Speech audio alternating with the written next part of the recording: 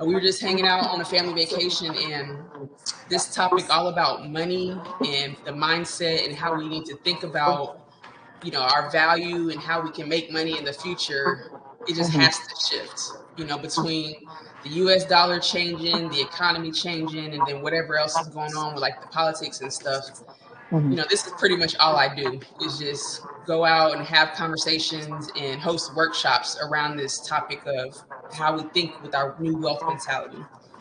Okay. So I'm just going to go ahead and get into it. And I mean, this is a two-way conversation, especially with this intimate group that we have. So at any point, if you have like a thought, a question, an idea, or something you want to share or get feedback on, please feel free to jump right on in, because I'll just get to rolling, and you don't have to stop me if you want to stop me. Okay. Okay, so bam. So for this presentation I have here, this is pretty much the breakdown. We're gonna talk about how I got here, my experience. We're gonna define exactly what is the quantum wealth theory. And then we're gonna understand about what makes up our default program or our current mindset, how it's wired, and then also how we were raised to be programmed. Then we're going to talk about some of the science behind what motivates us in our behavior at the subconscious level. We're going to talk about, with this particular activating system, how we create new subconscious programming. We're going to talk about some money science and then the power of emotions. And then the last thing we'll finish off with is what we call the North Star vision. This is basically how do we paint this picture of what our ideal lifestyle looks like? Because the cookie cutter American dream is super outdated. And that's why people, in my opinion, aren't motivated to, take their finances seriously or to like prioritize it, because it's like, I don't even want that American dream anymore. So this North Star vision is about us defining what American dream means to us. Okay, so how I got here, and you'll see why this is important that I walk you through this, but starting with my upbringing, growing up, my mom, she was a single mom, and her experience was we don't have enough and we can't afford it. And so what I know now in hindsight, that this programming with the scarcity or a poverty mentality is what I had growing up.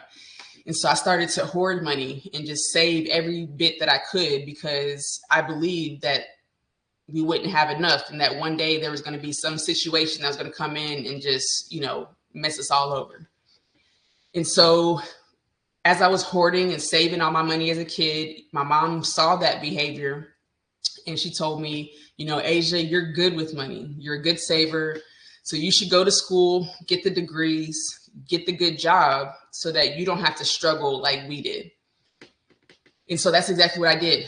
I went to get my bachelor's in accounting from UTSA. I got my master's in finance from Texas A&M. And I tell you that to say that I had on paper what some would call this American dream or success, the degrees, the good job. And when I moved to Atlanta in 2015, that next year I bought a house in 2016. And so I lined that up just to tell you that I had that technical financial literacy. But coming down to 2017, I ruptured my Achilles tendon playing basketball.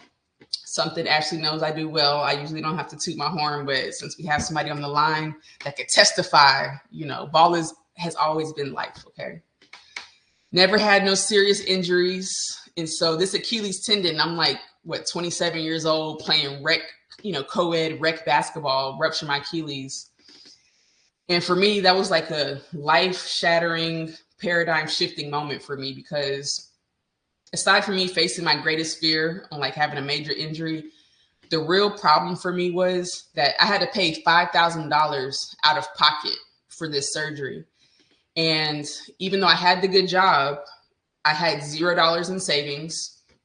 Matter of fact, I had charged up $7,000 on the line of credit when I bought my house the year before, because I needed to get the walls and the floors done, because the lady had terrible colors and a pissy dog. So I just had to get it done. That's $7,000. And I plan to pay down that 7,000, over the next year because I had all the disposable income. I'm a single individual. I could have paid that $7,000 down. But, I'm in Atlanta, living my best life.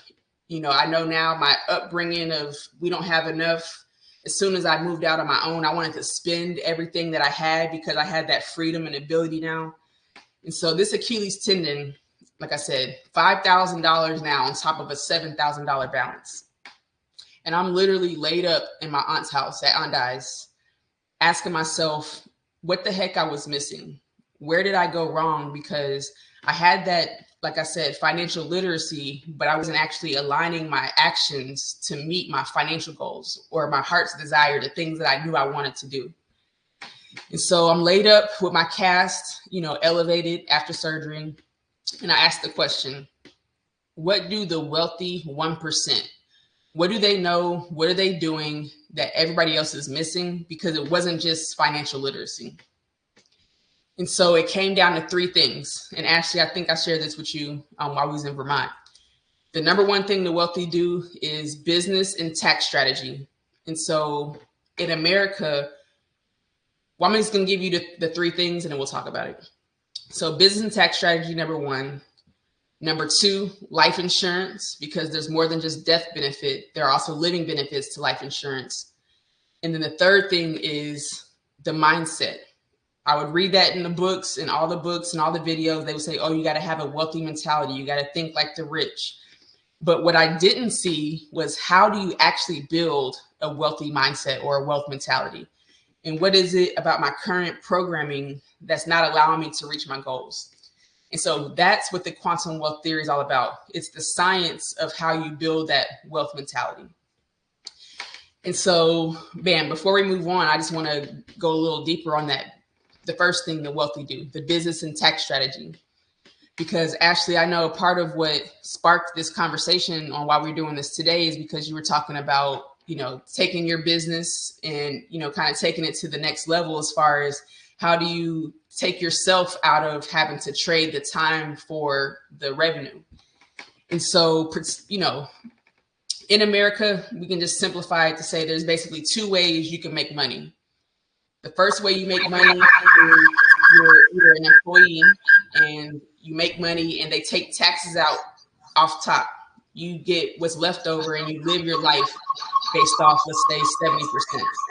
My bad. I'm going to hang up on my phone. Okay, you good? Oh, shit.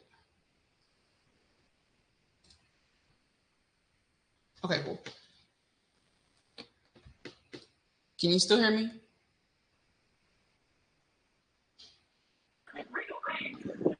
I'm still here. I can hear you. Okay, cool. Ashley, you good? I see you got your laptop on.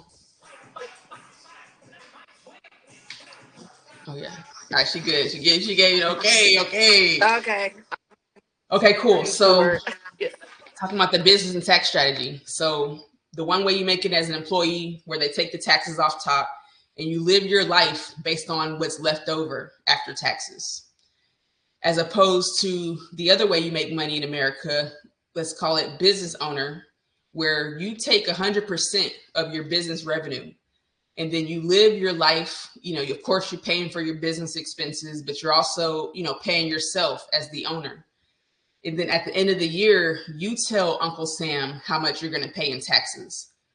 And so the difference between those two ways is when you're a business owner, part of the whole tax strategy game, the reason why the Donald Trumps and the Amazons and the Bezos, why they pay in minimal to $0 in taxes is because they figured out a way to maximize their tax write-offs, which just means that everything that they're calling a business expense, they've done their best to merge that with their lifestyle. So a good example is like Donald Trump. If y'all remember when his first ex-wife died, and you'll learn about me. I don't get emotional or too caught up with the feelings around this stuff. I just learned the lessons from the people that's doing the things. I don't care about these people personally. I'm just going to look at what they're doing and see what I can learn from them. And so with Trump, if you remember a couple years ago, his first ex-wife passed away. and he buried her on his golf course. And I did not know that. He buried her on his golf course, and then they like changed the designation to like cemetery, like you're talking about real estate zoning and stuff. So now that it's designated as a cemetery, he gets a whole nother level of tax write-offs for this golf course. And so it's stuff like that. Like it's, that was probably kind of like a maybe unethical, weird example, but this point still stands is that as a business owner, you can get creative with what you call business expenses and minimize the amount of taxes you pay to the government. Okay. That's what I want to learn. Yes. Okay, so, and what we doing here, like this is the foundations of getting our mindset together on how to think about it.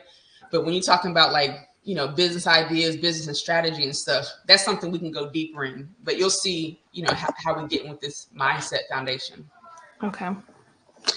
Okay, so let's define quantum wealth theory, because, I told y'all the Achilles tendon happened in 2017.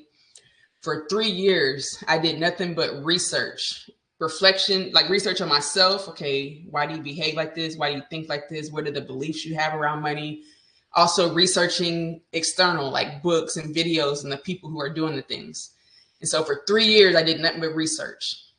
And then it was April of 2020 when I started to actually put this information together. And then so since April, I started writing it. And then 2021, I started presenting and hosting workshops. And so we'll say for the last 3 years, I've been sharing this information, 3-4 years. And so one of the biggest takeaways that I got anytime I share this info with people is they ask, okay, what is quantum wealth theory? Like when I say it, it's like, oh, that sounds interesting, but what the heck are you talking about? So I added this section that we're about to go over here so we can define it very clearly so that as we move forward, we all speak in the same language.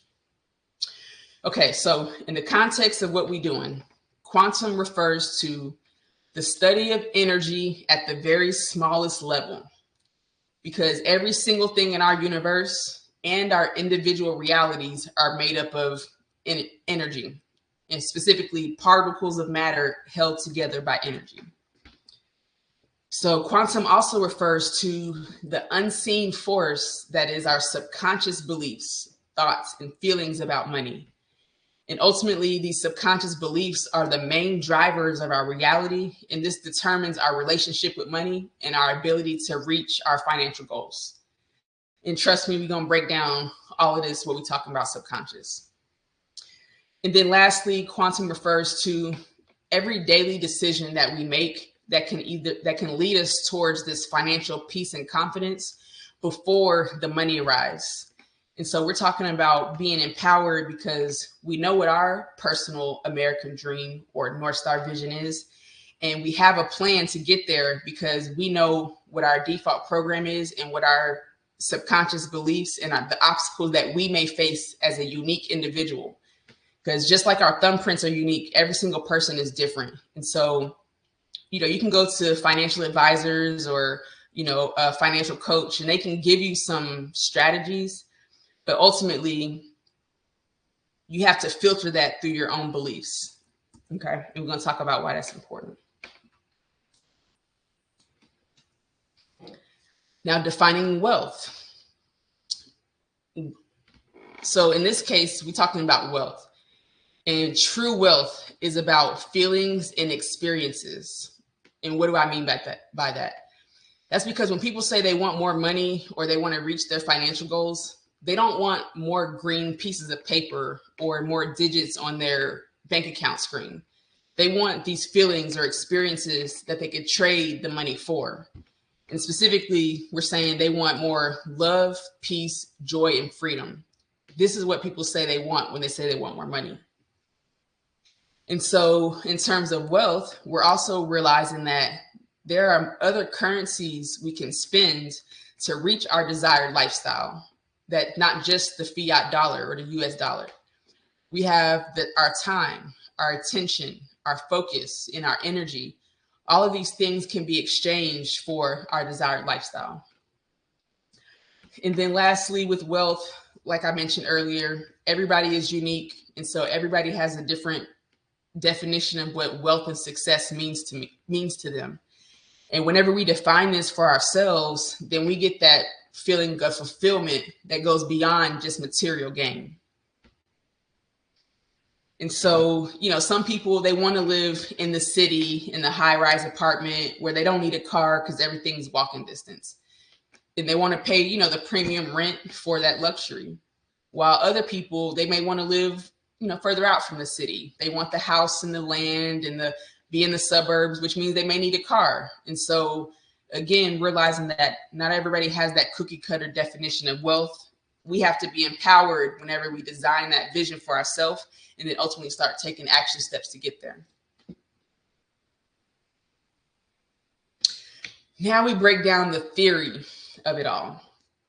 So we call it theory because just like our programming wasn't put together overnight, like depending on how old you are, you got a few decades of your programming, not only from how you were raised, but also how you lived your own adult life and reinforce whatever programming is there. So of course we have that version of it, but we also have all the other generations that came before us. They talk about certain things being passed down through DNA. Like, I don't want to say trauma because that has a connotation, but especially when you talk about financial challenges, some of this stuff is passed down through DNA, the emotions, the feelings behind it. And then even we'll get into just as humans in general, how our survival mechanism makes us behave in certain ways that may not always be productive for our financial goals.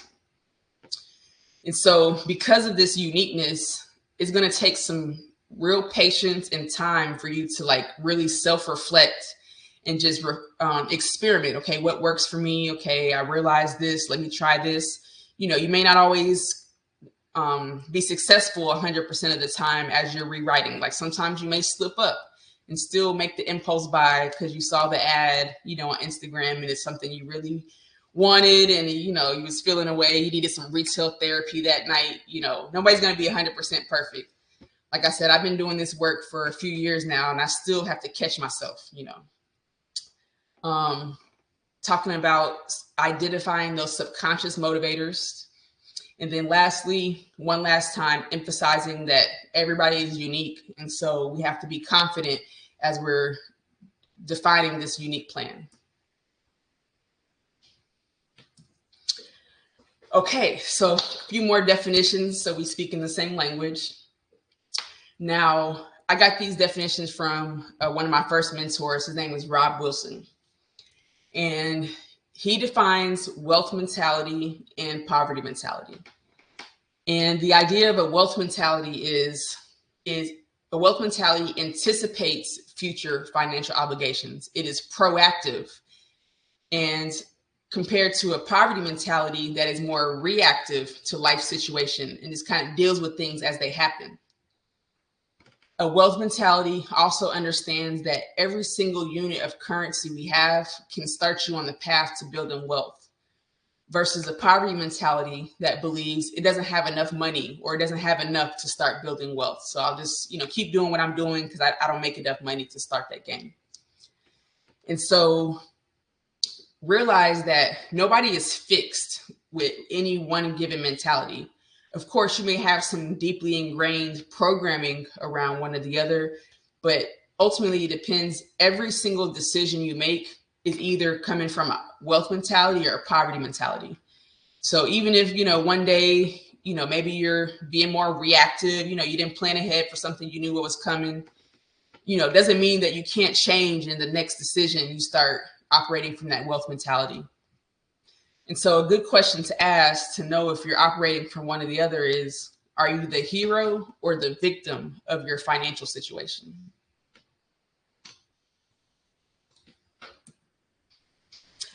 And then last, for our definitions here today, you will hear me use the term financial empowerment over the term financial literacy. And that's because of, like I told you about my experience, I had that financial literacy. I understood the terminology and how to use certain products and these general cookie cutter strategies. But financial empowerment is the intimate understanding of your personal thoughts, feelings, and beliefs in relationship with money. And so when we operate from this space of financial empowerment, this is what allows us to be more proactive with our financial decisions. And ultimately, you start to feel more peaceful and confident just knowing that you're doing better. And this is from my experience. Like, I told you I got the good job. I actually quit my job in 2019 to spend 4 years as a full-time entrepreneur. And over that 4 years, not only was I working on developing the quantum wealth theory, I call it my research and development phase, but also I was doing real estate to fund me, my personal financial needs. And what's wild about this time is I made the least amount of money I ever made in my life having a job. Even though I made the least amount of money, I felt the most empowered and the most confident in my situation because I was investing in myself. I was learning skills, even if on the outside, my financial situation wasn't that comfortable, it gave me the best opportunity to do this mental work to realize, okay, I have a plan and I'm taking my actions that are aligning with my plan. Even if, I may be looking towards the end of the month, wondering where the next bill is going to get paid from, I'm still confident in my actions to reach my plan. And so that's why we use the term financial empowerment over financial literacy. And so lastly, just to break down this financial empowerment one more time, there's 4 parts to it. Of course, it includes some financial literacy. Understanding how these products work and the terminology they use will definitely help you on your financial journey. But more importantly are these 3 other areas. Number 2 is having flexible beliefs, because as we start to dig into our subconscious beliefs and our patterns and the thoughts we have, we're going to need to be flexible with that if we realize that some of these programs we have don't allow us to reach our financial goals. We're going to need to have some mental awareness to even kind of take a step back, put ourselves in the observer seat and really reflect on how we think, how we feel, what is that relationship when it comes to money decisions. And then lastly, we're going to also need to have some emotional intelligence, because shout out to our parents and our grandparents. I believe they did the best they could, like they had their own challenges. Like our grandparents grew up in a time where they went through the Great Depression, so they raised kids who are also a little fearful, didn't want to take too many risks, and even as millennials, we've been through our own challenges with the Great Recession in 2008 and with, Corona and the pandemic and stuff. And so just some emotional intelligence to give people grace, to give yourself grace, because, this stuff can be frustrating. You know what I'm saying? Like when you realize like, man, I spent all that time with these unproductive money habits. And so just giving ourselves grace, knowing it's a journey and knowing that, especially now that we connected, we here to support each other. So anytime you have any, thoughts or ideas, just know that this is one place you can always come to have these conversations. Okay. Now, this is where I ask you to play along with me. Okay. I'm going to read y'all this little short story. Oh, you know what else? Actually, I'm going to have Shay send y'all some workbooks. This is what I go through when I do the full workshops with the high schools and stuff. Okay, yeah, she said she had books to give to us. Okay, perfect. Yeah. And I'm actually be in Houston from March the 5th through the 15th. So Okay. I did say I was gonna come out there in March, but I just don't know what dates yet. Okay. Well, I'll be out there. Yeah, that's just a little side note. Okay, so I'm gonna read this story, and I ask y'all to play along because I'm gonna ask you to close your eyes and really imagine this picture I'm about to paint. Okay. Please indulge me. Hold on, let me take a sip of water. Okay. The quantum universe. Imagine you were born in another galaxy called the quantum wealth universe. Out of all the thousands of other planets your home planet is the only one where every citizen is born with a personalized rocket ship. And this rocket ship is used to travel and get around your hometown and is fueled by a unique power source that only you as the owner can generate. So installed in each rocket ship is a unique program, one that's only designed to navigate around this home planet. And so, of course, there are ways you can upgrade this default program so that you can travel outside other planets. There's no official Rocket Ships 101 class. So most citizens never learn how to properly use, maintain, or upgrade their vehicles. So one day after work, while you're hanging out with some friends, you see something that you've never seen before. There's a rocket flying far out beyond your home planet. And considering nobody you know has ever expressed their desire to leave, much less actually travel to other worlds, this sight makes you wonder, what else is out there? And what would it be like to explore these other planets?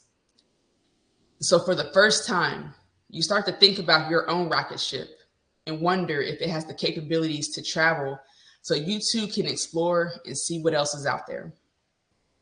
So ever since this day, you've been obsessed with learning how to upgrade your operating system and redesign your rocket ship. So where do you start? First, you'll need to upgrade your default program. This will allow you to navigate to destinations outside of your home planet. Next, you'll learn to study the engine and other systems so that you can understand the basics of your current model, starting with the best fuel source for your vehicle. And just in case your vehicle breaks down, you'll need to know where to start looking to troubleshoot. Lastly, you'll outline a clear flight plan, because now that you've done the work in researching and learning all about rocket ships, you can map out the route to your desired destinations. So now with your upgraded vehicle, your new operating system, you can travel confidently, knowing that you can always course correct along the way. This is the quantum wealth universe. Okay, now you can open your eyes. Okay. So now imagine your body, like your actual body, as your rocket ship or as your financial vehicle, your brain as your operating system, your heart as your engine, and your emotions as your fuel source. This is the financial vehicle you were born with, and that allows you to travel and explore other planets and ways of life. Learn to be the captain, mechanic, and the engineer of your priceless rocket ship. Okay. I like that. Like that. Okay. Yeah, I like that. Okay, so let's summarize this analogy, because this whole rocket ship operating system default program, this is going to be a theme that you'll see throughout. So our brain is our operating system. We've established that. What creates this operating system is all of our past experiences and the beliefs that have come from these past experiences. Now, your thoughts and your actions and your words, these are like your steering wheel. I got to change this image because I wanted to go with the analogy. But it's basically how you command or control your vehicle. And so every thought, action, and word you take or speak is ultimately driving your vehicle towards whatever destination you're commanding it to go. And then lastly, your emotions. This is your fuel source, because remember, your heart is your engine. And so you're going to talk about how to tap into our emotions and allow that to actually propel us and drive us and motivate us to reach our financial goals. Because if you understand what I'm saying, then you realize sometimes we have competing desires. I want what I want now, but I also want certain things in the future. Mm-hmm. So how do I balance what I want now with what I want in the future?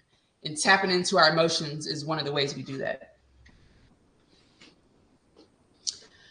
All right, so now we get into some of the science. Everybody, we doing good so far? Yes, I'm taking notes, by the way. Okay, notes. Doing I good. forgot to tell you get some paper and pen, but you Yeah, already no. have them. There we go. Yeah, I'm writing stuff down. So Okay. And at the end, I'll be curious to know like what some of your takeaways or some of your aha moments. So, keep okay. going with those notes. Okay. Okay, so the evolution of the brain. Before we even get to talk about how your parents were raised and how we were programmed with our experiences and what we saw them do with money, before that, humans, man, shout out to the humans, y'all. It ain't easy being human, okay? It's really not. It's really not. And it comes down to, we can go as far as back when they were like hunters and gatherers. And when the most important thing in life was surviving, okay? We had to go hunt and gather our food. And at any time when the land that we were living on, ran out of resources or was dried up, we had to go move our whole tribe to a new piece of land so that we can continue to survive. And so that's what this red part is down here. They call this the monkey mind or the reptilian brain. And so this is what's responsible for our fight or flight reflexes, our instincts, the part of our brain that wants to prioritize survival over everything else. This is the part of our brain that triggers all of our automatic reflexes and our eyes blinking, our heart pounding, our breath coming in and out. It's a thing you don't have to think about. And so, back in the day, let's say, they were hunting and gathering. And then all of a sudden, out the corner of the eye, they saw some bushes ruffling over in the distance. Now, immediately, this red part of the brain, the monkey mind, it would start pumping your heart faster, sending more blood to your arms and legs, dilating your pupils, because it knew it was either going to have to fight this saber-toothed tiger, flight as in run, or freeze. So hopefully you wouldn't notice it. And so back in the day, this was a part of our brain was essential to keep us alive. But now that we're here in 2025, we don't have those same threats as they had back then. But this part of our brain still goes off. So, if you get an email, I usually use the example. If you get an email from your boss at 4:30 on a Friday saying we need to talk, like that may send off some fight or flight reflexes, but as entrepreneurs, maybe that's like you get a text from a significant other and they're like, we need to talk now. With no context, you don't know what was going on. You might start getting your heart racing, your armpits may start sweating, your palms too. That's because your fight or flight thinks that it's in danger. And so just keeping that in mind, because we're going to talk about how this stuff influences our spending decisions. Now we keep on evolving. Now we have this blue section of the brain. They call this the limbic system.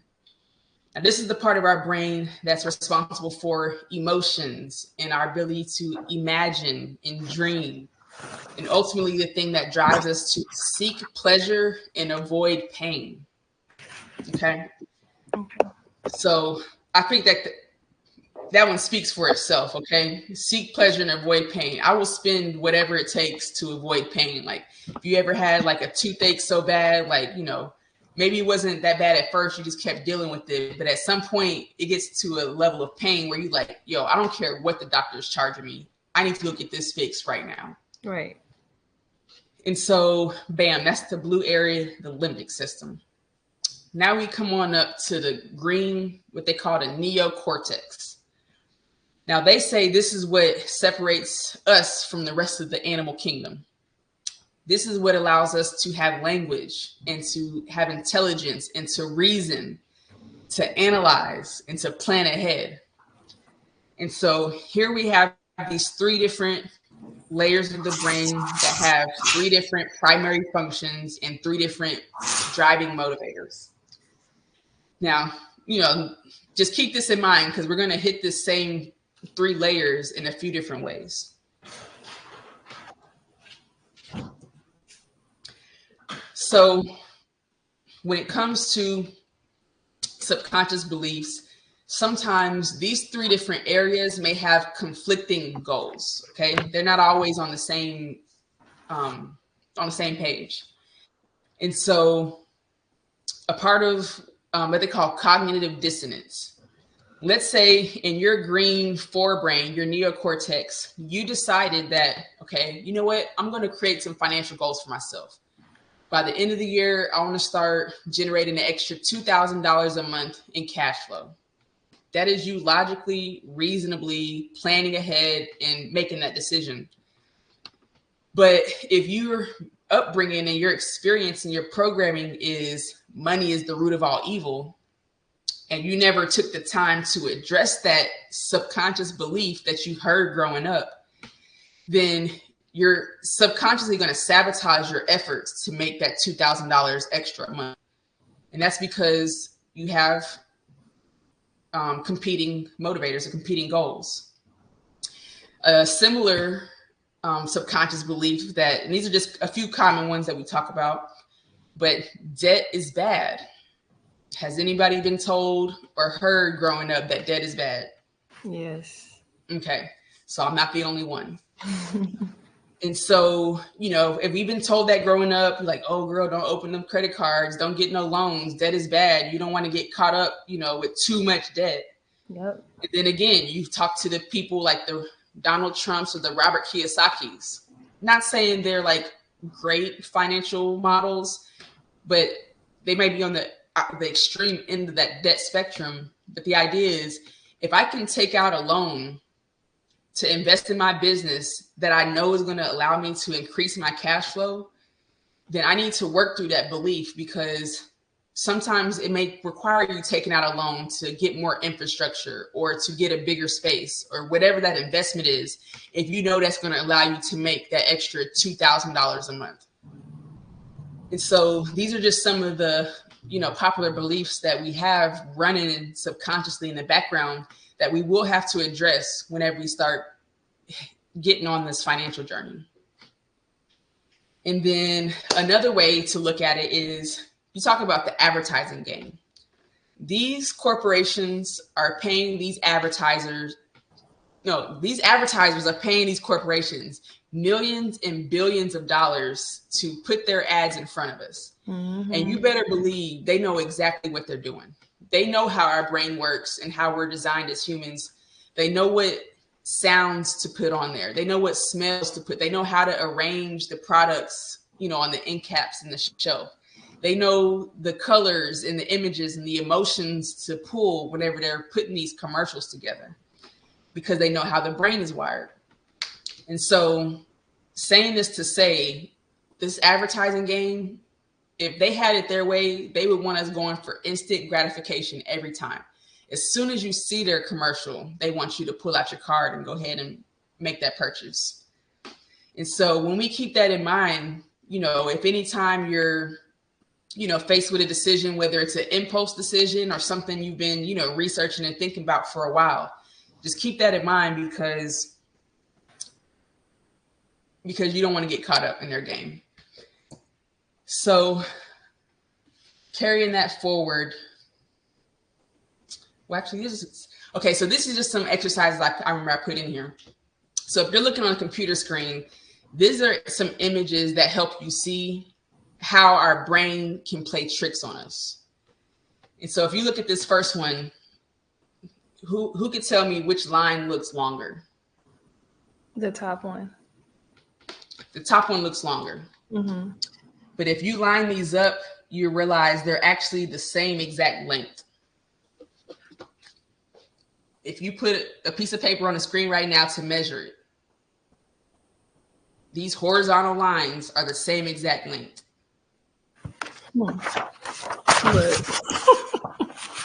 Yeah, I just did it myself because it still throws me out every time.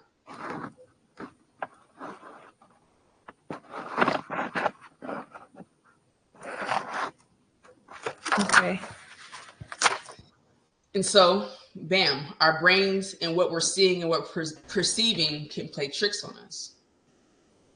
And here's just a couple more examples. Like, is it a face or is it a lamp or a vase?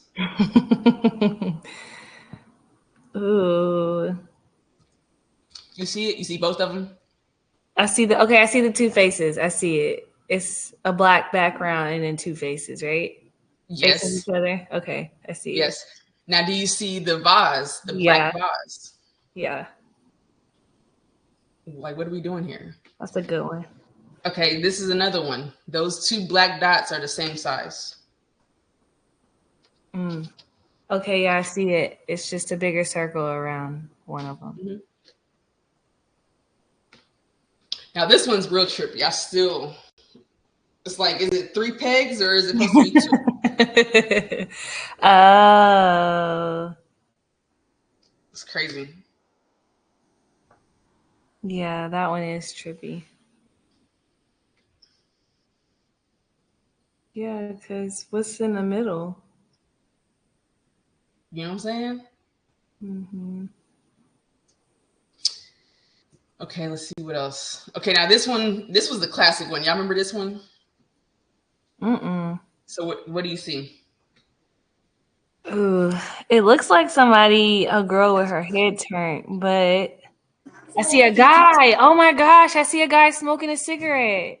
Yeah, it looks like an old lady smoking a cigarette or a young lady with her head turned. Yes, both at the same time, just depending on how you shift your perception. Yeah.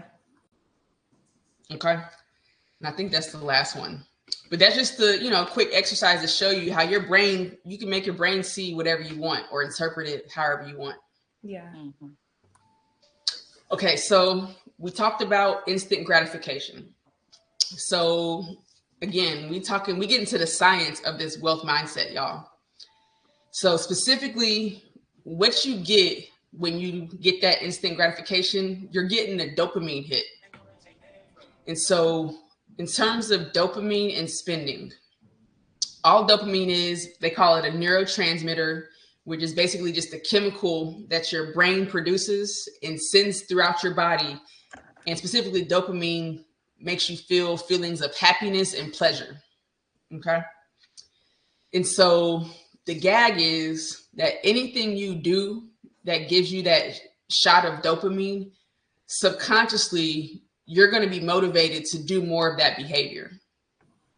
And so some activities that give you dopamine, we talking about sex, shopping, music, the smell of fresh cookies, media, hitting the jackpot, sunlight and exercise, some healthy sources of dopamine. Not saying anything else is unhealthy, but you know what I'm saying. And so anything that we do that gives us this dopamine hit, like these activities here, we're going to be motivated to do more of that activity. And so how do we hack this system? So for me to tell y'all how we hack this system, I have to tell you about the experiment they did where they were experimenting on rat or mice. I really don't know the difference, but let's call them mice because rat sounds disgusting. So they were doing an experiment on mice and they had them in a little boxer cage or whatever. And basically there was 3 steps to this experiment. The first step was there's a signal that went off. When the signal went off, that told the rats, oh wow, so disrespectful, told the mice that it was time to do some work. And so particularly they had like a keyboard in there. So the work was to press the space bar 10 times. So signal, press the space bar 10 times. And then after the 10th time, the mice would get a reward. It was like a little pellet or a treat or whatever. And so they were measuring at what point do the rats get their hit of dopamine. And of course, at first, they would get that dopamine once they actually received the reward. But after they performed this experiment enough times, they noticed that the rats started to expect the reward. So as soon as the signal went off, that's when the dopamine would spike after a while because the rats would expect that reward to come after the work. And so what does this tell us? What does this mean for our financial journeys? That tells us, just like when you're shopping, if you ever had buyer's remorse, whoever like bought something and then when they got home regretted buying it. Yeah, me all the time. I know I'm not the only one. Okay. And so what happened there is you had that dopamine spike when you were shopping, you was looking for it, putting it in the cart, okay, yeah, it's gonna look good there, planning where you're gonna wear it. That's when the dopamine was spiking. But once you got home, the dopamine wore off because you don't get that feeling of happiness and pleasure from having the thing. You got the feeling of happiness and pleasure from the hunt or anticipating having the thing. Like half the fun is the actual shopping for it. Mm-hmm. And so how we can flip this instant gratification, we can flip this now to say, we call it pleasant anticipation. And the example I use is like when we were kids, the day before a field trip or the day before, your parents would take you to the amusement theme park, if you were like me, you would be like super excited. You would be hyped. You would have all your clothes picked out the night before. Like you were just so excited, ready to wake up and go to, your field trip or whatever. As kids, we weren't mad that we didn't have the thing now. Like, we weren't mad that we didn't have our instant gratification. We were just happy to be anticipating, the thing that we wanted. And so when we talk about our financial journeys, yet another reason why it's so important for us to paint our North Star vision or our ideal lifestyle, painting that for ourselves is super important, because if we can be clear about what we desire, then we can be pleasantly anticipating that desire. So now when I'm faced with a financial decision, like, ooh, do I want to buy this right now? You can tap into that future vision you're painting for yourself. Like, you know what? I'm not going to buy this right now because I know I actually desire this lifestyle I'm putting together for myself. And I'm happy with that. I'm happy working towards that because I want that more than I want this instant gratification. Now that is easier said than done, my friends. But here we are supporting each other. Definitely is. Okay, so now remember we talked about they call it the triune brain model and 3 layers, how our brain evolved in those 3 layers. Now we're going to hit it from a different angle. So Sigmund Freud, he had his consciousness. He had this iceberg theory, as you can see from this image of the iceberg on the screen, is that he broke down consciousness into basically 3 different layers. Above the water, above the surface here, you have your conscious mind. This is just the tip of the iceberg. They say about 10% of your daily thoughts and action decisions are coming from your conscious mind. The rest of the 90% that's below this surface, below the water, all of that is subconscious. And that's driving, like I said, 90% of your daily actions, thoughts, and beliefs and repeated behaviors. And so, bam, conscious mind, 10% above the water. These are your current thoughts and the current things that you're perceiving. Like right now, you're listening to me, we're having a conversation. This is what you're consciously focused on. Now, if I ask you to think about what you had for lunch 2 days ago, you weren't consciously thinking about it, but you could reach right below the surface and pull up that memory.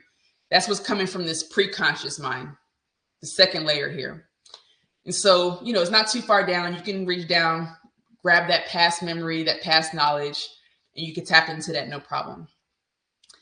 Now, if you go way down deep, you have your unconscious mind now. Now, this is where your uncontrollable urges and impulses come from. And this is where sometimes you have those painful thoughts and feelings that come up and you just can't even stop them from happening. This is the stuff that happens beyond your conscious control. Also, like the breathing, the reflexes, the blinking, and all that stuff. But also, we're going to talk more about these uncontrollable urges. So the last way we're going to look at this 3 levels of consciousness, we're going to put some faces to it now. We have the man, the lion, and the monster. Now, the man, he is your conscious mind. He is the one responsible for all logic, all reasoning, all planning ahead. And then next we have the lion. This is where your emotions and your pride come in. You could tap into this, whenever you want to think about it. And then lastly, we have the monster. That's your unconscious. These are your uncontrollable urges, your instincts, and your reflexes. So like we've been saying, sometimes we have competing goals between these three different layers. So you tell me what happens when you walk in to the house, you see this moist piece of chocolate cake sitting on the counter. Somebody's grandma made it. Now, the man or your conscious mind decided 2 weeks ago that you was giving up sweets. You swore off, seriously, for real this time. I swear to God, I'm giving up sweets for the next, you just say 30 days. It ain't even that long. That's your conscious mind, your conscious decision. Now you come home and now you got this moist chocolate cake with your name on it sitting on the counter. The monster, your uncontrollable urges and impulses, it's this monster that wants that cake. Now, what do? Who's going to win out in this battle? You going to eat the cake? You're not going to eat the cake. Because you said you wanted the summer body, but only your actions are going to determine if you actually get it or not. So the idea with this man, lion, and monster, this man is going to have to train the lion, which stands for your emotions. So you're going to have to tap into your emotions and be like, okay, I really do want that summer body. Let me, remember how it feels whenever I'm uncomfortable, in my swimsuit, and remember how it feels, when I'm looking good and I'm feeling good. So you tap into those emotions, and together the man and the lion will tame that monster. Because between your logic and your emotions, you're going to just make that decision. You know what? I'm going to go ahead and skip that cake. I'm going to do it. I'm going to skip. And so this is how you can work with all three of these areas that may not always be on the same page, but ultimately your conscious mind ideally should be driving the show. You don't want this monster, the uncontrollable fight or flight, reflexive, survival-based, part of yourself running the show. Okay, so we summarizing this subconscious section now, saying all of that to say, your subconscious directs 90% of your daily actions and behaviors. Your subconscious is empowered by highly emotional events, whether it's a traumatic emotion or a happy emotion. We're going to talk about how we tap in, again, using our emotions as fuel to update our subconscious programming. Because what we just talked about up until now is our default program, how our brain has evolved over evolution and how we're programmed with these beliefs. But we're also going to talk about how we can update that programming. Our subconscious mind is responsible for converting information and converting that into long-term memory. And then lastly, the reticular activating system. This is our next section on how we actually create new subconscious programming. All right, so before we continue on to the next section, does anybody have any thoughts, feelings, feedback, questions, ideas that they want to share?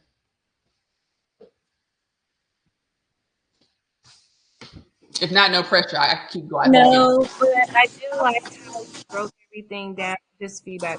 I do like how you broke everything down and giving us like an understanding of why we think the way we do and just the science of everything. I do appreciate that. Okay, good. Yeah. I agree. Okay, work. I'm just finishing up work, so I was trying to now I can really pay attention. No, that's a word. And this is recorded. So I'm going to send this out too. So y'all can watch it back, as many times as you want.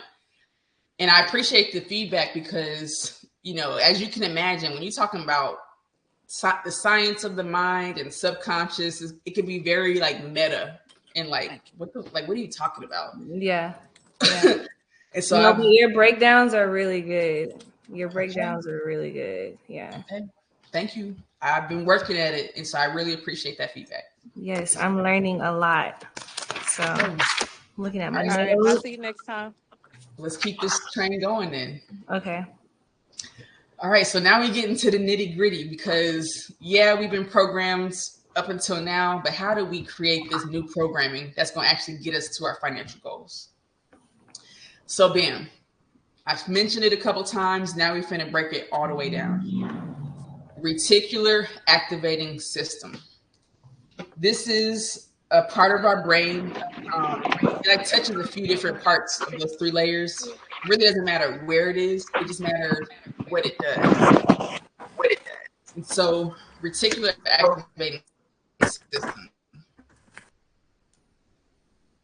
Um, this diagram that you see here. Oh wait, hold up. I think I got it. Okay, cool.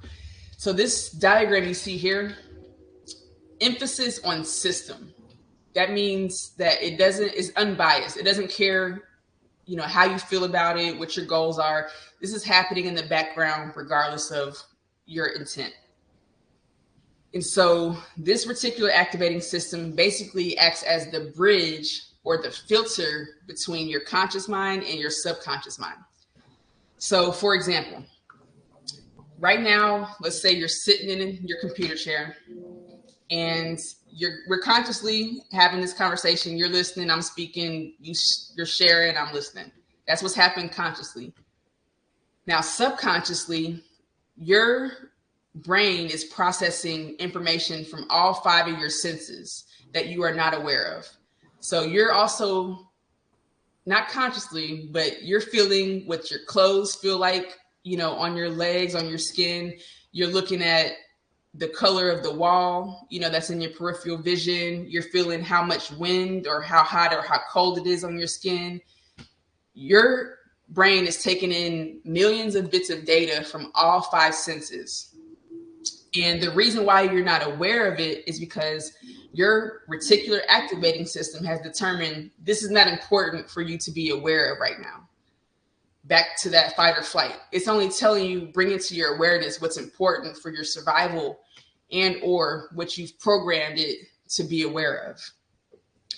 And so it's important to know that this is an unbiased process and there's no such thing as good or bad.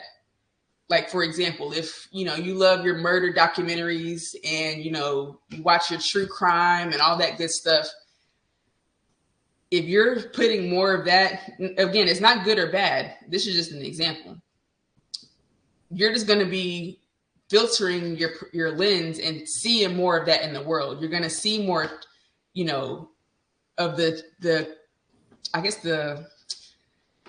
I don't like that example because it makes it seem like it's bad if you're always paying attention to, the crime or what could happen, based on the stuff, but not saying it's good or bad.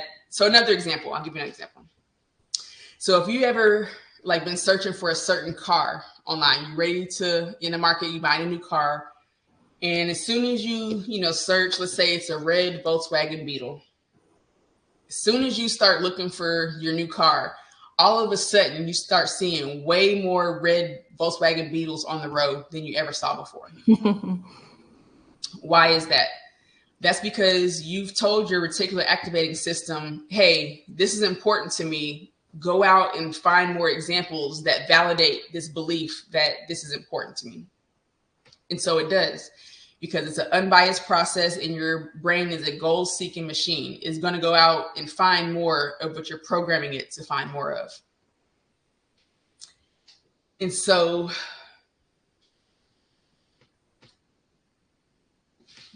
click through here. So from ages 0 to 7, that's when, like they say, kids are sponges. From ages 0 to 7, you're in the theta brain state pretty much the entire time. And you're just being downloaded, all your programming. Like, you're not questioning nothing. You see it, you hear it, you feel it. That is being programmed. You're not rejecting anything.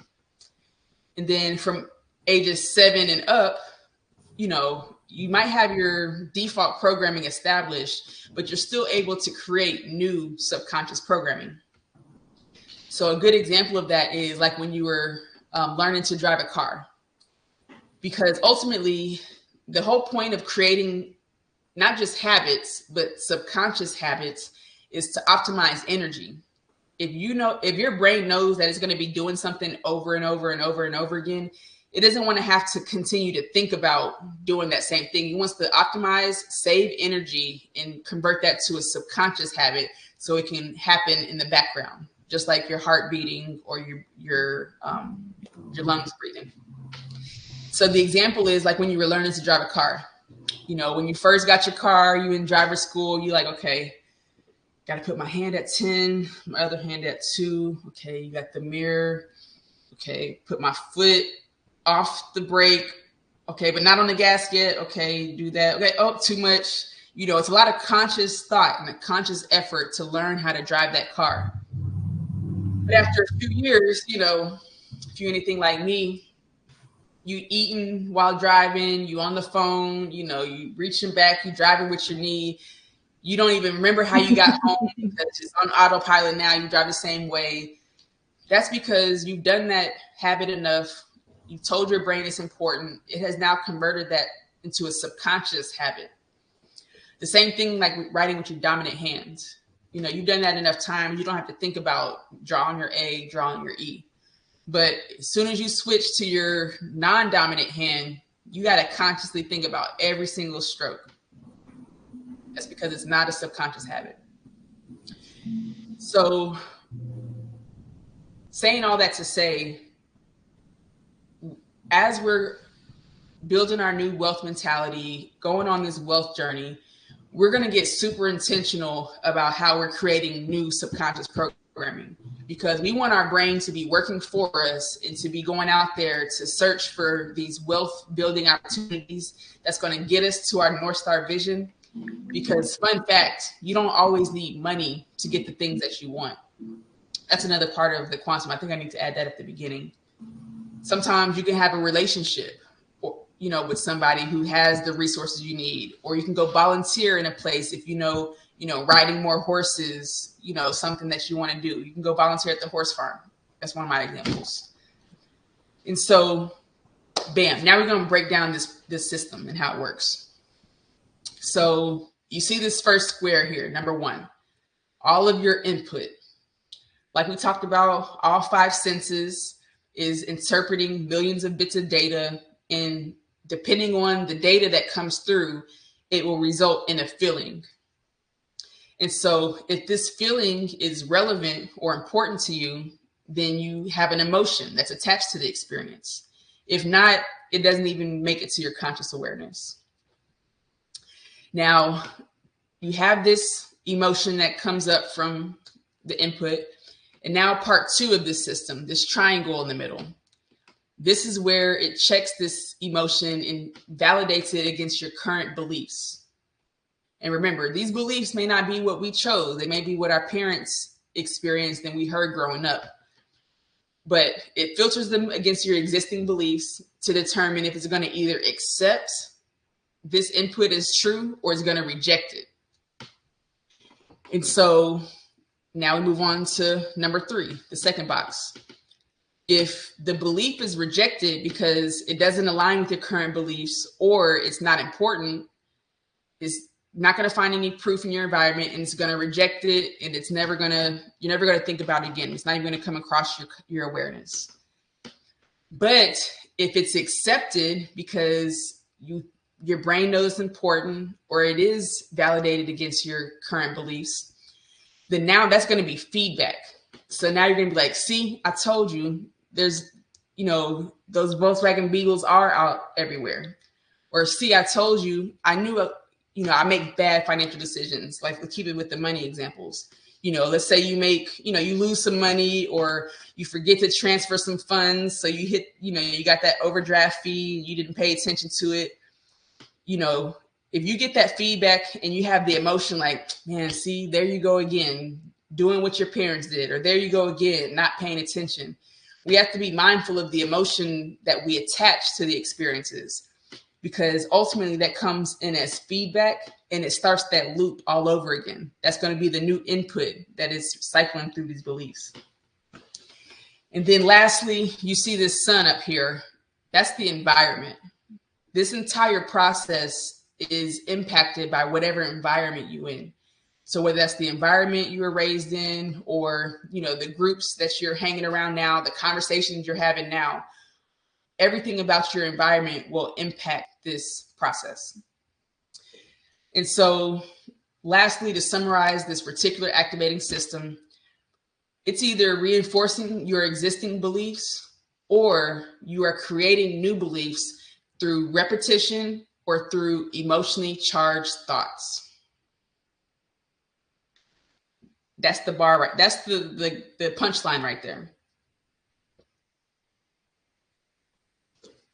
It's either reinforcing existing beliefs or you are creating new beliefs by repetition and emotionally charged thoughts.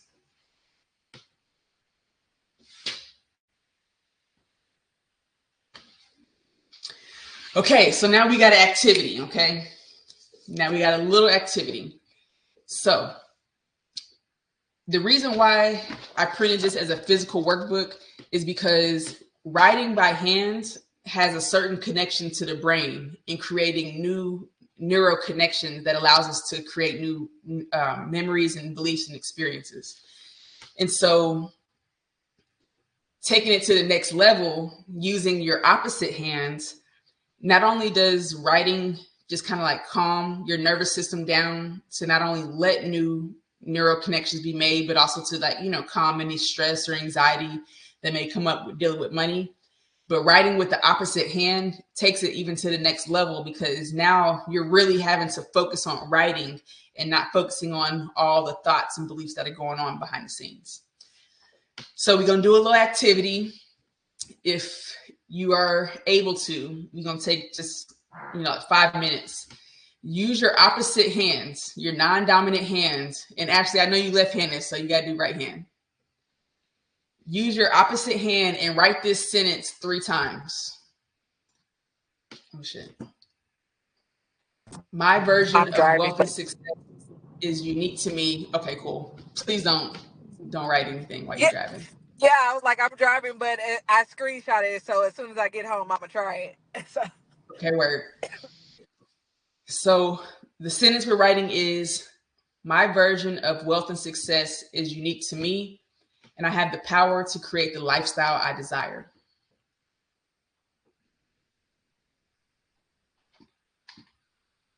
And I'm gonna see if it let me put on a little music in the background. You know what? I'm not, because my computer's already acting slow.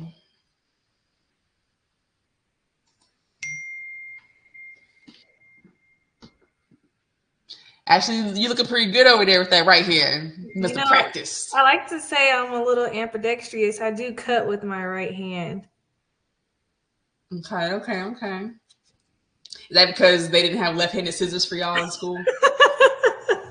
No, like, I just feel more comfortable. Even though I'm left-handed, I feel way comfortable. Cutting with my right hand. It just feels better, which is weird. Mm-hmm.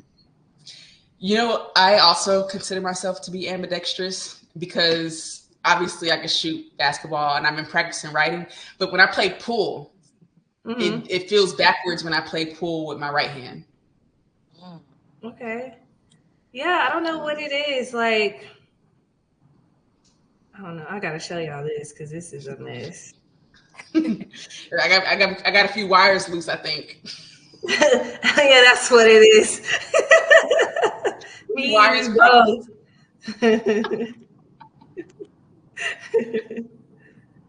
Let's see though. This is crazy.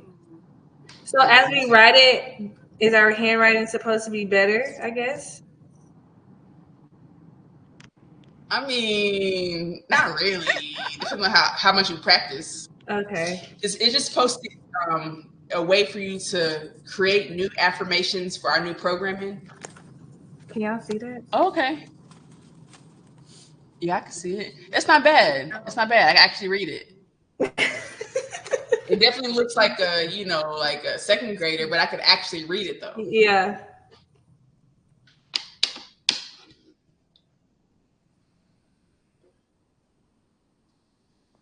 So yeah, this is talking about the repetition, creating new subconscious programming. This is just, the first step of us creating programming that's going to allow us to reach our financial goals. This is crazy.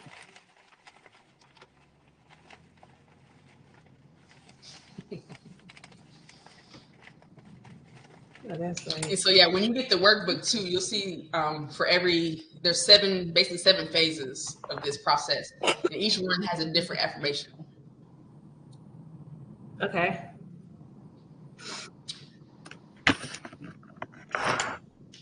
All right, so that'll be part of your homework, to just write that 3 times total. Okay. And then we'll keep going because we're doing good timing on this. All right, so now we getting into it. We getting deeper, y'all. So now we're talking about some money science. So we kind of introduced it at the beginning. When we say quantum physics, it's just the study of energy at the smallest level. Like, it's really very simple. Because it's simple as far as the summary definition. Like, obviously, quantum physics, they got a lot going on. But the idea is that everything in our universe is made up of either particles of matter, and that means it has a physical representation in this world, like the desk, the chairs, the scissors, the pen. That is particles of matter being held together by energetic waves. And so the reason why this is important, because just because there's no physical representation doesn't mean that it's not real. Like our thoughts, our ideas, our emotions, these also emit an energetic wave frequency, and they can they have, like, they call them EKG machines. They could put these little hats on, and they could read the energy waves coming off of your brain from certain thoughts, certain feelings, certain emotions. And so that's important because as we get into this money science, we're going to realize that every thought we have about money or our financial decisions, or every emotion that comes up, this stuff impacts our real life financial situation, even if it doesn't seem as real. Like, when I talk about words matter and the power is in the sword and the tongue and all that stuff, like, that stuff is real life, y'all. Uh-huh. And so, bam. So we're going to talk about price versus value. In quantum physics, they have this concept called wave-particle duality. And that's basically what we just said. Everything's made up of a physical particle or energetic wave. And you can always define something in terms of one or the other. And so basically just describes the behavior of the energy. And so if everything can be expressed as energy, wave, or physical particle, the best example, I don't know an example better, is H2O. That's 2 hydrogen particles and 1 oxygen particle. Now, if that's the case as far as particle goes, what's the difference between water, ice, and steam? Maybe the temperature. The temperature, yes. And the temperature impacts how the energetic wave vibrates. Yeah. And so it's the same particles, but the energetic wave vibrates at different frequencies. And that's what makes these 3 things show up different in our material world. So that's just a real world example to show you how energy and vibration impacts how things show up in this world.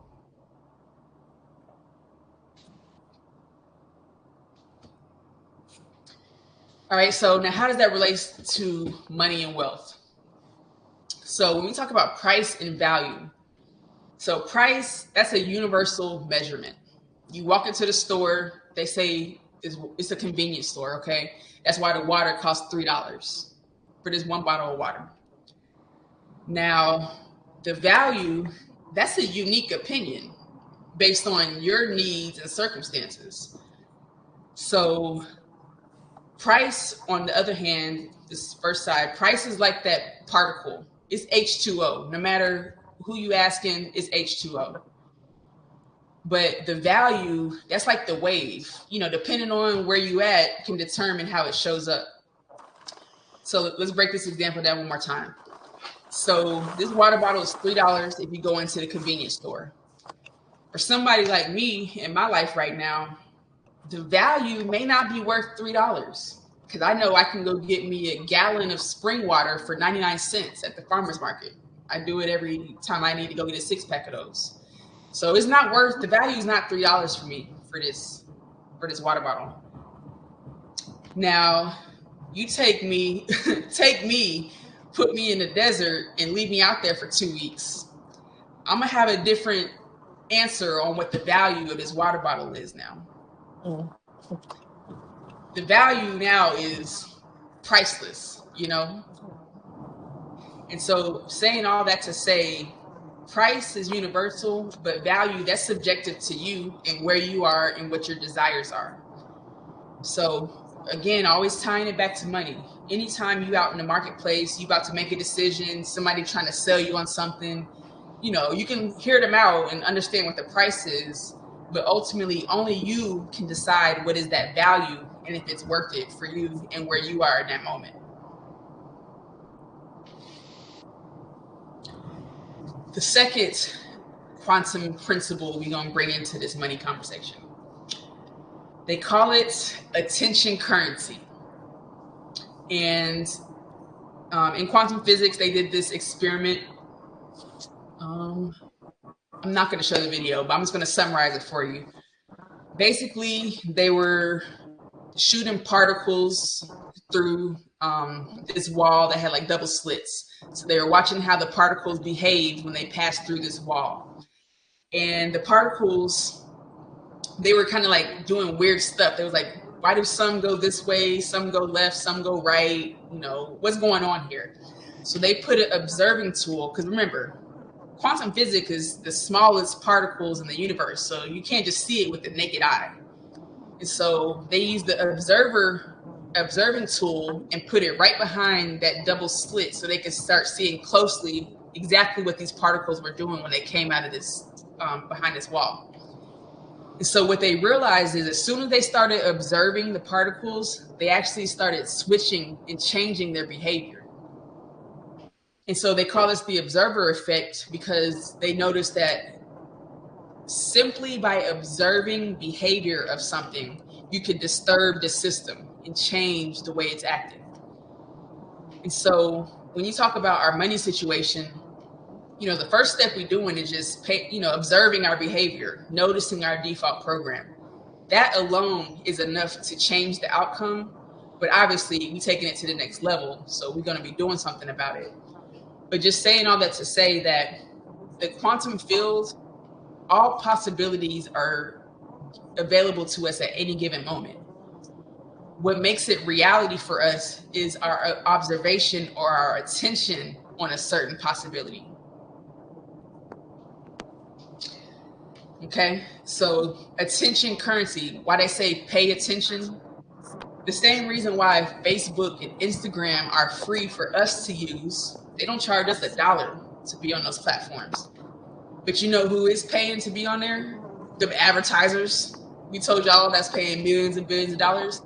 Those advertisers are paying millions and billions of dollars to have our attention, because that's how valuable it is. And so especially now when there's people call it distractions. It's like, it's not all distraction. Like, some people care about politics. Some people are in the entertainment business, so it matters, what's going on in pop culture. Like, I get that. But you just have to know what your goals are, what your, expertise or, what skills and topics are important for you to learn to reach your goals. And pay attention to that as long as it's helping you reach your goals. But for anything that's not aligning you with your North Star vision and the lifestyle you're creating, you can better use your attention currency somewhere else on something that's actually going to help you reach your goals. And I'm speaking to myself. Like, I'm like any person that can get caught scrolling on social media mindlessly if I don't pay attention to it.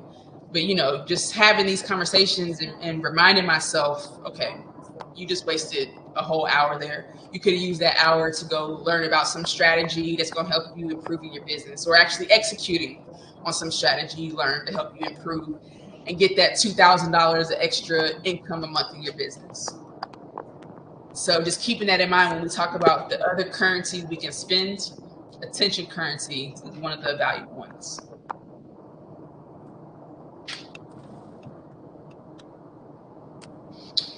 All right, so of course, bringing it back to money and wealth. So just like we separated price and value, I call that two sides of the same coin. We're going to say money is like the price.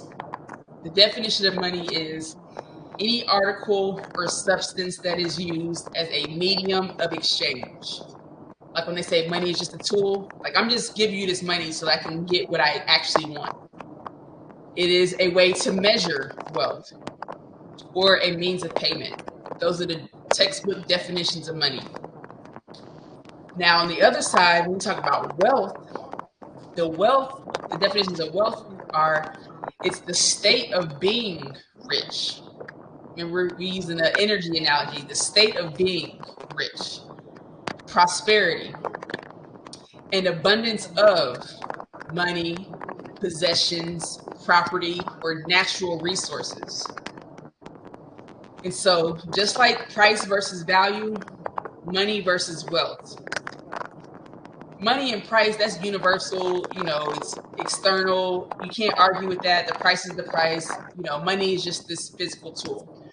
But on the other hand, you're talking about wealth and value. Only you can define what wealth and value means to you. You don't always have to have money in the bank account to experience that state of being rich. And then emphasis on natural resources, having an abundance of that. And again, especially now in today's day and age, being able to focus your attention on one thing, you know, that's going to allow you to improve your lifestyle. That is a rare currency that people have nowadays. Like it's all designed to get us to have shorter attention spans. Like I feel for the younger generation, like the Gen Z and the Gen Alpha, who like actually grew up with social media. Like at least we didn't get social media till what, you know, like end of high school, you know, being in college, you know what I'm saying? We've been having social media for a while. If you go back to like MySpace and was it Black? Okay, that's a good point. But the difference is we didn't have it in our pockets and every single day of the minute we can scroll on that bitch. Right. We had to go to the family computer room and dial up to get on that. You're right. Yes, you're right. You know, we had our computer time after school, you know what I'm saying? And then it was, you could go to bed, do your homework. I don't know. Go play outside. You're right. So, you know, yeah, I feel for them, you know what I'm saying? Like you could tell their attention spans, you know, they don't have it. I mean, even the adults, you know what I'm saying? It's not just them, but I'm saying all this to say, once we recognize what's happening, we can make ourselves more valuable in every space that we enter into whenever we use our focus, use our attention, and really use that as the valuable currency that it is.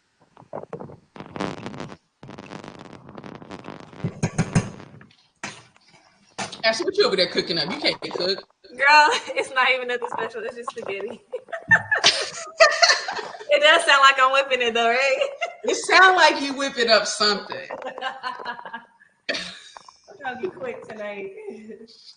Okay, ain't nothing wrong with a little spaghetti. Okay. I haven't had that since we went to Vermont. Okay. That's probably the same for me. I just be talking shit because I don't cook. Okay. Like, let me just say that. Look, look, I recognized a while ago that I'd rather spend my valuable time, attention, and energy on other stuff, and cooking is not one of the things right now. Especially whenever I was buying groceries, trying to eat healthy and, Yeah. not spend a lot, but I was still wasting groceries and still going out to eat. And I was like, okay, we got to really do something about this. I've kind of been doing that too. Where I'm trying to force myself, like, girl, you gotta cook. Like, I'm just trying to be more disciplined and actually use my groceries because they will sit there. Mm-hmm. Mm-hmm. It's so much easier just to grab food. It is. And that's why I stopped buying groceries and just started doing like the little meal prep, the meal delivery kits, and all that stuff. Which one do you use? So I started using one called Bistro, and they do like plant-based, chef-inspired meals, and it was actually pretty good. Okay. I just don't feel like they would be good, but I haven't heard feedback from anyone that's actually using it. This Okay. one is actually good. Like it's chef-inspired meals. Like the chefs put them together. Bistro? Yep, VEESTRO. I'm gonna send you a link. Okay. Hell yeah! And I just stopped playing myself and stopped buying groceries altogether. I just get like little fruits and snacks and shit, but Yeah. It's getting expensive out here too. you know what I'm saying? All right, look, I'm gonna send you this link now. Okay. Thank you. Show, because that's the other thing too. Talking about designing your lifestyle for yourself. If you tell somebody, "Oh, I don't cook, I only eat out," they're like, "Ooh, girl, you wasting money." It's like, don't worry about me. I got my plan. I know what I'm doing. I'm actually saving time because I rather spend my time than spend my money. Spend 2 hours cooking every night. Right. And that's just balance for you. Yeah. Mm-hmm. Okay, so bam. One last comparison about money versus wealth. Money is easily quantified. Talking about cash, your numbers in your bank accounts, stocks, bonds, cryptocurrency, insurance policy, business assets, real property. You can all translate these in forms of money, in terms of money. Now, wealth, on the other hand, is not easily quantified. Wealth is freedom, peace, joy, experiences you desire, the knowledge you have, ideas, intellectual property, the clarity you have on your goals, skills that you have, relationships, the discipline, like you was talking about, willpower and health. Like these are the true wealth that people want to use their money for. This is the theory we're dealing with.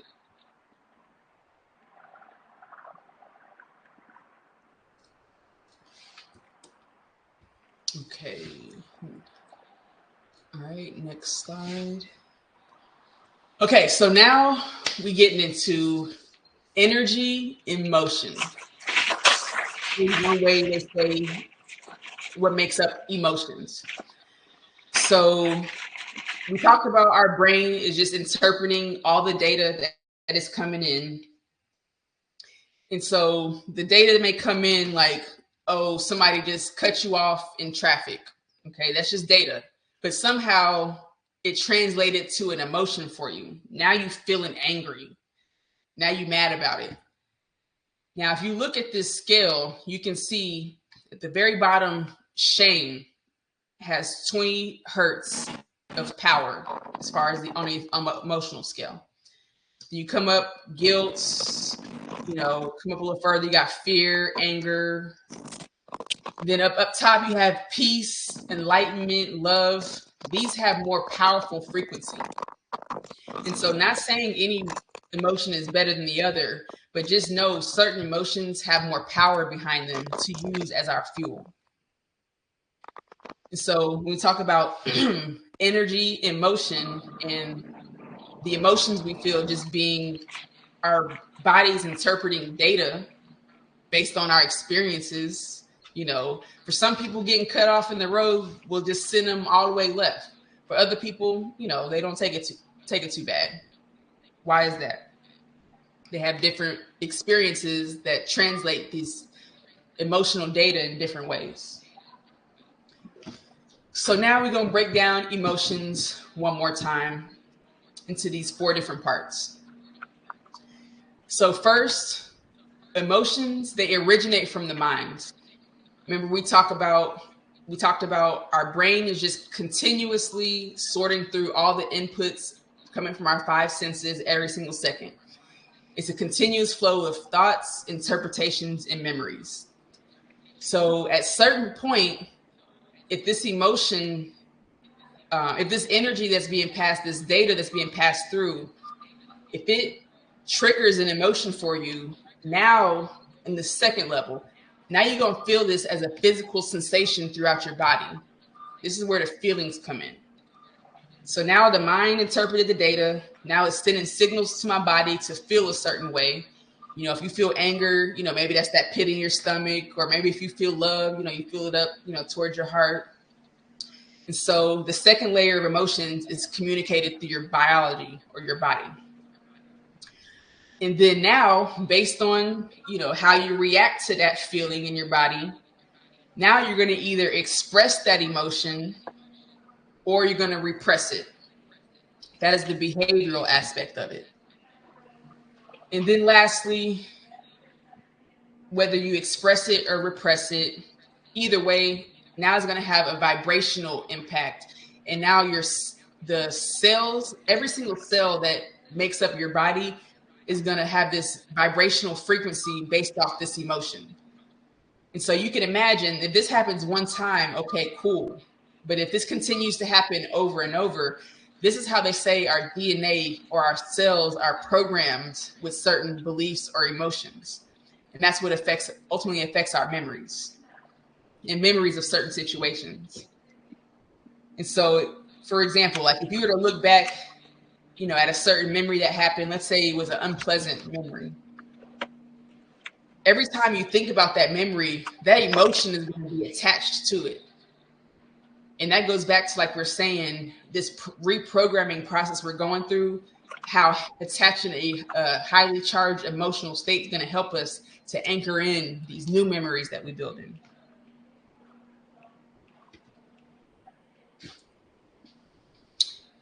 All right, we got 3 more slides left, and this is the biggest one, making great timing.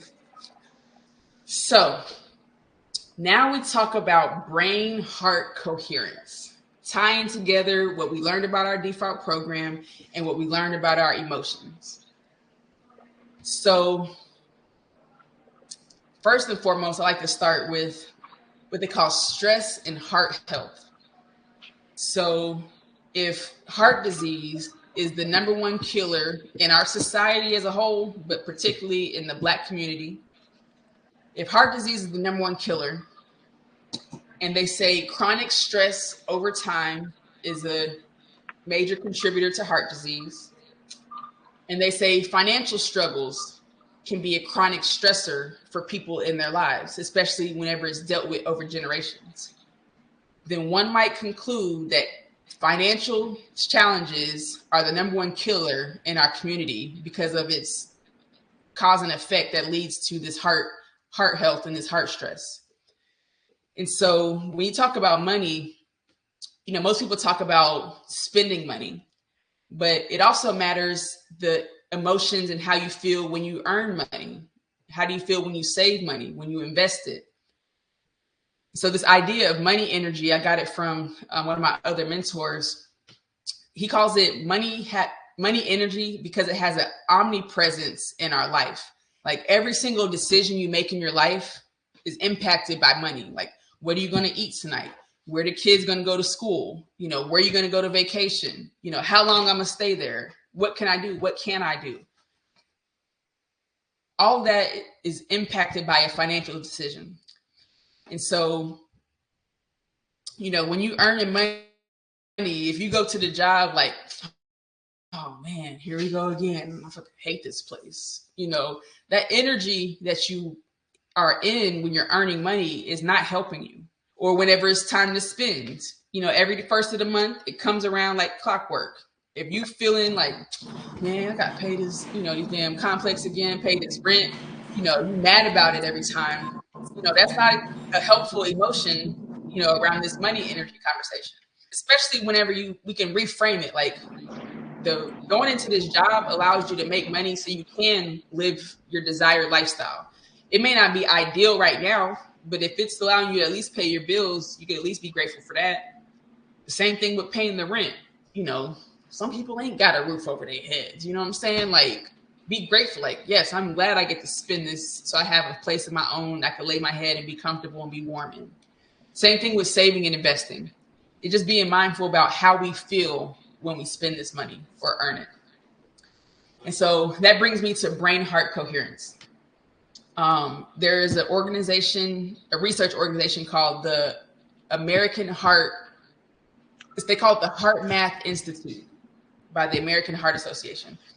And they've been doing studies on the brain and the heart because they realized that, okay, yes, our brain has neurons and synapses, and it can send and receive information from our body.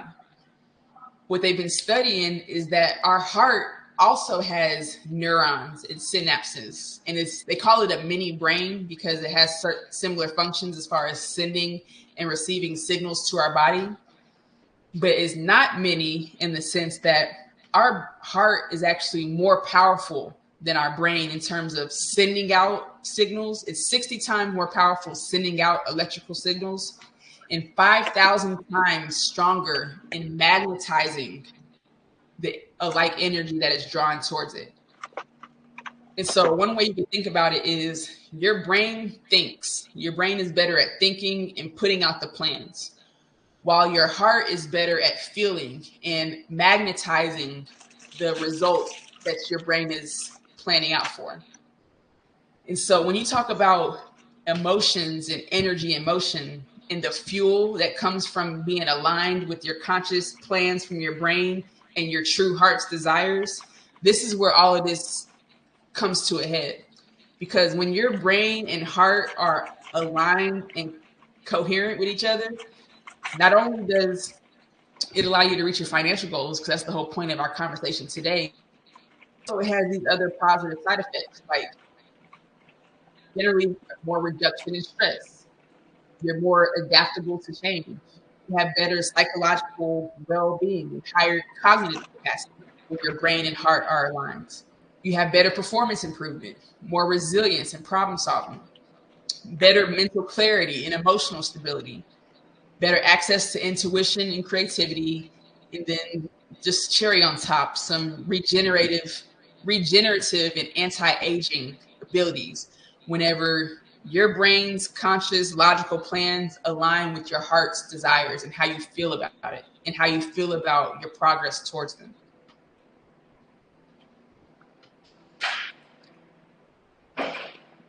So as we wait, I think I skipped one. Yes, okay. Okay, cool. So I kind of introduced you to the North Star vision at the beginning, but let me be very clear about what we're talking about here. So the North Star vision is 5 years into the future. What is your ideal lifestyle? Not what you think is possible based off your income now and how much you think you'll make in 5 years. It's not about what's logical or reasonable. You're just going straight up into your heart, into your dream world, and painting. If you could paint your ideal lifestyle, what does that look like? And remember, money is not a factor. You don't have to wake up and make money in this ideal world. You just saying what you would love to do, what brings you peace, what brings you joy, what makes you feel free. And specifically, we using our 5 senses to paint this North Star vision, because we already talked about our brain interprets data through these 5 senses. And so if we paint this North Star vision, what does it smell like? What does it taste like? What does it look like? What does it feel like? Our brain doesn't know the difference between a past experience that you're remembering and a future scenario that you're visualizing. And so this is how we hack the system, because if we paint this North Star vision clearly enough, these are the emotions that you can feel. Like, oh man, it would feel great to wake up with my family. We're on vacation, no stress, no place to be. We just enjoyed each other's time. If you can paint that picture in terms of your 5 senses, whenever you're, scrolling or faced with that impulse buy decision, and you trying to decide, do I want my immediate desire now, or am I going to put off this instant gratification for my future desire? That is the exact moment where you tap into that North Star vision and feel those emotions now, because that's what's going to fuel you to make the decision that's going to get you there. And so when we talk about North Star vision, we break it down into 4 different categories: love, peace, joy, and freedom. But let's get very clear about that. Your health and self-care. What you get in massages twice a month, you get your facials, you get your nails and hair, like whatever your health and self-care looks like, that's where your peace comes in. Friends and family, how you spending time with your friends and family. How do you show and receive love? Number 3, your fun and passion. What do you do in life for fun? Just for you, your interest, what brings you joy in life? And then lastly, your money and business. What is going to be the thing that allows you to feel freedom, like you don't have to account to nobody? And so these are the 4 lifestyle customs of your North Star vision. And then lastly, summing up the North Star vision, remember, like in the quantum field, we talked about it. All possibilities exist. There are unlimited possibilities. It's just about our ability to focus in on one and bring it into reality. We talked about our brain and the vivid memory recall. It doesn't know if you're picturing a past memory or this future North Star vision. Your brain looks at both of them the same, and your reticular activating system is going to go out and start searching for experiences that's going to allow you to validate what you've programmed it to be important. And then lastly, clarity and confidence is key. Because as you notice the theme here, everybody is unique and individual, and certain people may not understand why you want this North Star vision, why you're doing the things you're doing, to be disciplined or to say no to certain things. And so that's going to be on you to have clarity about your North Star vision and be confident when you have to make decisions that others understand. And particularly like when you're working with financial advisors and stuff, if you haven't done the work of creating your North Star vision and you just went to go sit in front of a financial advisor, he's probably going to pull out his same cookie cutter American dream financial plan that he gives everybody and be like, do X, Y, and Z. And people wonder why they're not motivated to follow that plan, because it's like, that's not even their true desires. And so even when you go to professionals, you're going to need some clarity and confidence, because they may not understand it, but if you can communicate it well enough, they should be able to support you in that. And of course, I know people that understand this concept. So if you're ever looking for a financial advisor, definitely let me know. All right. And that is the end of our presentation for today. Now, I do have some homework takeaway activities that I will send you guys an email. There's pretty much 3 parts to it. The first one is, well, I'm just going to do 2 actually. But I'll explain all 3 just in case you want to. So the ones we're for sure going to do is question prompts that lead to family discussions. There's a list of 20 questions that you can just sit with your mom, your sibling, your cousin, your friends. You guys are on here together. This is a great thing to do between the 2 of you, just to ask each other, like, what was your experience growing up? What was your favorite money memory that you have? And I'll send y'all an email with the PDF that has all 20 questions, because asking these questions to each other and answering them is the process of you uncovering your default program and your subconscious beliefs. That's the first one. And then the second one is actually designing your fill in the blank questions. It's just 5 years into the future. How old are you in 5 years? Where do you live? What kind of car do you drive? How do you spend your time? Just going ahead and putting some of these details out and really allowing yourself to play in that space, because ultimately that's what's going to motivate you to start making the financial decisions today that's going to get you there. And so I'll ask you to get Tanisha's email address, and I'll send that to both of you. But ultimately, that's it. That's what we got for today. Good, Asia. A lot of information. I love it. Okay, do you think it was too much information? No. I don't know. It just gives you something to think about. Because, I mean, you could simply just say, like, oh, this is just one way of, handling your business. This is one way of saving your money or whatever. But I like how you kind of educated us on, how the brain works, how our mind works, how our body works. So I thought that was very good information. Okay. Yeah, I learned something today. Okay, cool. I am glad to hear that. Yes, you did very good. My cousin, she got to go home to 5 kids, so I feel it, and that's why we got the recording. You know what I'm saying? At your leisure, you can watch it back, do the work. So she got to get them prepared and ready for school. But I saw her shopping. She had to go pick up the food to go buy the baby something. Dinner time. Yes, but it was very good. Like, and each Monday, because I know Chelsea and Shay, they were saying they were going to hop on next Monday, but each one is going to be different, right? Yes, man. We're building on it. Okay. Because before we talk about actual money stuff, this is the foundation I like to give people, just to just open up to understand why we even have the feelings and thoughts we do about money. Because as we start talking about, budgeting, putting a money plan together, it's like, it makes for me, this is what I needed to know when I was trying to figure out what the heck was going on, what I was missing. No, I like that. So it gives us while we're going through that process, we'll think of these things, this information that you gave us, and be like, okay, well, this is right here is what I'm feeling.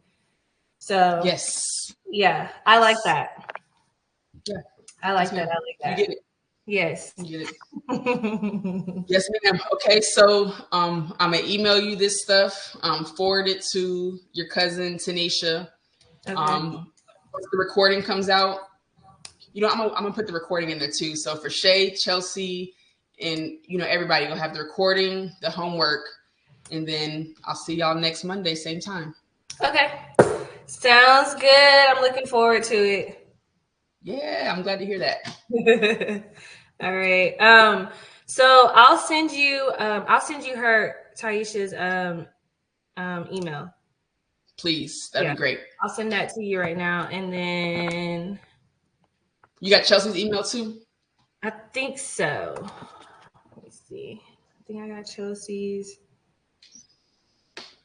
Let me see. Because we be sending each other stuff when we be booking flights and stuff. Let me see. Hey, I heard that. Let's see. And Mondays are perfect. I was able to get stuff done today. Came right back home just in time for the meeting. Hey. Okay. I like Mondays too. It's like start the week off right, Definitely it sets a boundary for the rest of the week, or a standard for the rest of the week. Let's see. Chelsea is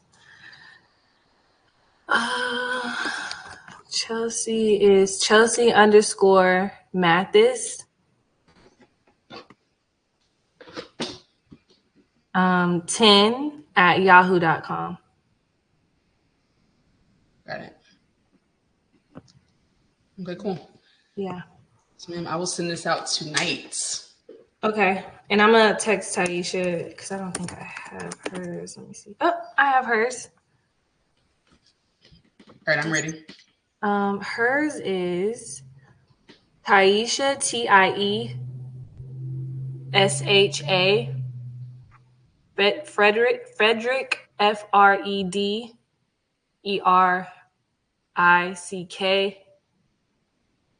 04 @gmail.com. Gmail word. Okay, cool. Yep.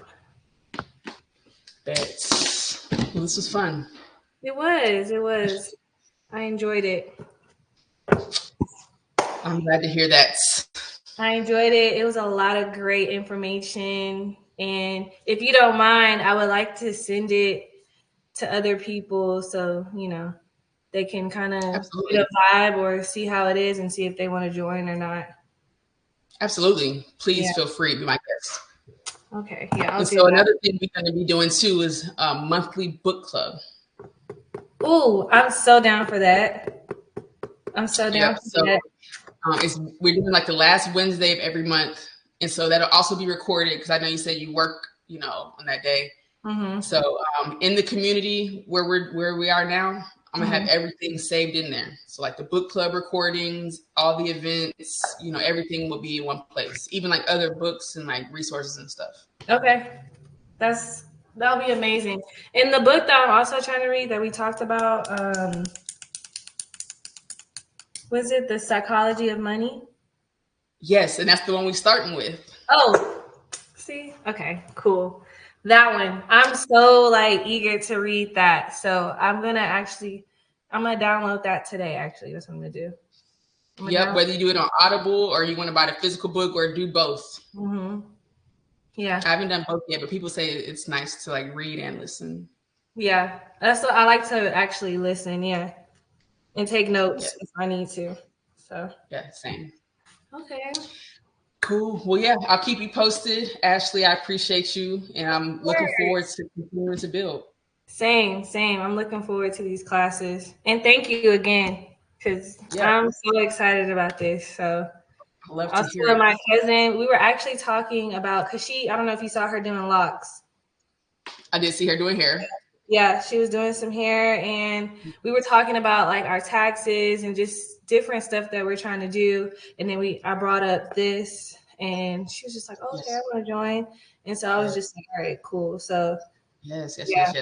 I'm glad that she was, able to, because as you can imagine, like not everybody is like brave enough to really start having these real conversations. Like that money being a taboo thing is like very real. It's like even if people have financial goals and desires in their hearts, they may not be ready to like start talking about it with other people. You know what I'm saying? Yeah. But I feel like I need to start talking about it with other people because that's how I gain knowledge and that's how I learn. So clearly me learning it on my own is not working. So I really appreciate this. So I'm looking forward to it. So am I. This is what I feel like I'm here to do. And so you should be like a professor or something. Bro, I am working on my shit. I ain't got my bow tie on today, but you should see me this weekend. You should. That's what it was given. It was given college class, professor, yeah. Let's go. You see the vision, okay? You see the vision. Yeah, I do. Yes, ma'am. Yes, ma'am. All right, then, girl. Okay.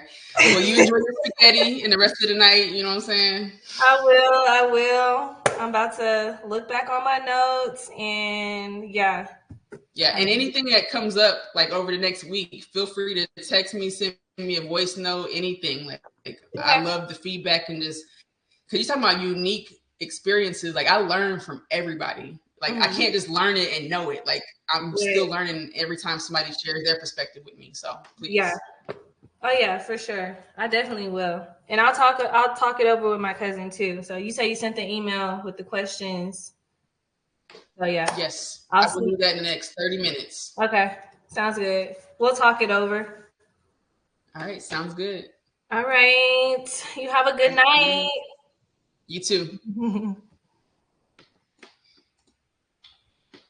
We might have to hang up because there you go.